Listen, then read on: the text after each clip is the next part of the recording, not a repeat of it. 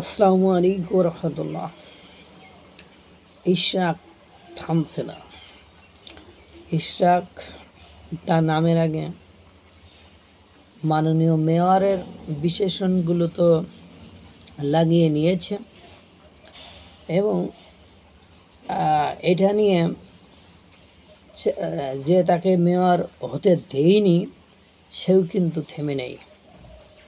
এতগুলো মেয়র, এতগুলো উপদেষ্টা, তারা কিন্তু কেউ কথা বলছে না।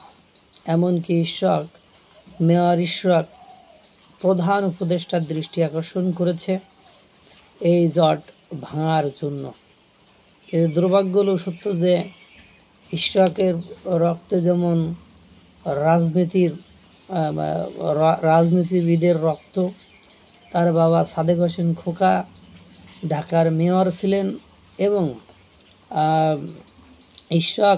মেয়র ইশরাক তিনি বাল্যকাল থেকেই রাজনীতি করতে করতেই বড় হয়েছে এবং যুব নেতাদের ভেতরে অন্যতম হলো ইশরাক, যিনি শেখ হাসিনা আওয়ামী লীগের সময় যাই হোক না কেন শত বাধার মধ্যে আন্দোলন করে গিয়েছে। তিনি পুরান ঢাকায় তার যে আধিপত্য আছে সেই আধিপত্য, অর্থাৎ দক্ষিণ সিটি কর্পোরেশনে তার আধিপত্য দেখানোর চেষ্টা করেছে আপ্রাণ। কিন্তু দুর্ভাগ্য হলো সত্য যে 5ই আগস্টের পরে মেয়রের যে এক পর্যায়ে এসে তাকে কোর্ট বৈধ মেয়র হিসাবে রায় দিল। তারপর শপথ বাক্য পাঠ করা নিয়ে যে ক্যাসাল লেগে গেল, সেটা এক পর্যায়ে যে আবার রিট করলো, সেটা আবারও রায় হলো। এরপরে আপনারা জানেন একটানা কতদিন তারা নগর ভবনে তালা ঝুলিয়ে দিল। এখনও নগর ভবনের মেইন গেটে তালা ঝুলানো আছে। সেখান থেকে সরকার আশ্বস্ত করলো যে কোর্টের রায় আসবে, যা সেখান থেকে সিদ্ধান্ত নেওয়া হবে। কোর্টের রায় দিল 26 তারিখের মধ্যে তাকে শপথ ঘোষণা করার। সেইটাকে আবার রিট করলো সরকার থেকে, সেইটাকে আবার রিট করতে করতে তার মেয়াদ উত্তীর্ণ করে ফেলা হলো।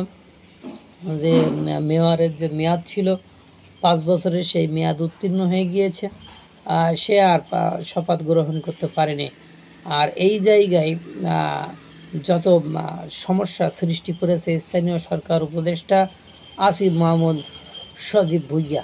এখন এটা স্পষ্ট দিনের আলোর মতো পরিষ্কার হয়ে গিয়েছে যে উনি ঝামেলা লাগাচ্ছেন এবং ইস্যু সেই একই কথা বলেছে। এখন এই ইশরাক গো ধরে বসে আছে, সে মেয়র হবেই।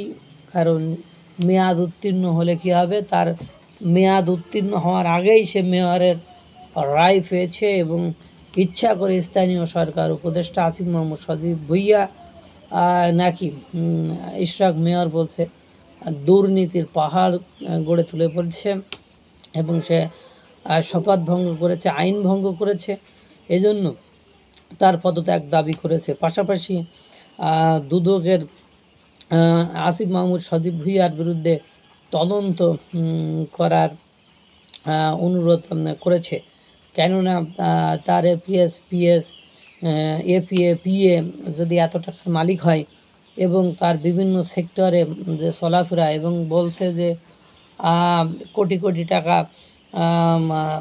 প্রচুর টাকা লোপাট হচ্ছে এই সিটি কর্পোরেশন ঢাকা দক্ষিণ সিটি কর্পোরেশন থেকে, এইসব তুলেই আসিফ মাহমুদ সজীব ভুইয়ার পদত্যাগ ও তার বিরুদ্ধে দুর্নীতি দমন কমিশনের তদন্তের অনুরোধ জানিয়েছে ইশরাক হোসেন।